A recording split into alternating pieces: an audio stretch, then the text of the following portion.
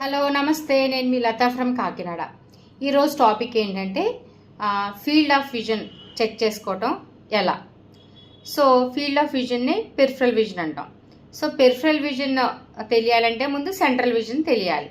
So central vision అంటే ఏంటంటే, ఇప్పుడు నేను మిమ్మల్ని చూస్తున్నప్పుడు నాకు మీరు మాత్రమే కనిపిస్తారంటే, ఒక సెంట్రల్ ఒక ఆబ్జెక్ట్ మీద ఫోకస్ చేస్తున్నప్పుడు మనం ఆ ఆబ్జెక్ట్నే క్లియర్గా స్పష్టంగా చూడగలుగుతాం. సో దీన్ని సెంట్రల్ విజన్ అంటాం. పెరిఫరల్ విజన్ అంటే ఏంటి?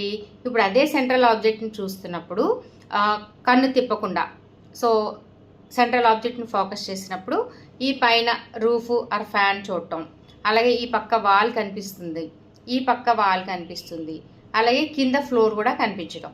సో దీన్ని ఏమంటారంటే పెరిఫరల్ విజన్.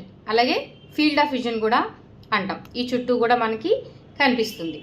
సో మనకి రెండు విజన్స్ చాలా ఇంపార్టెంట్.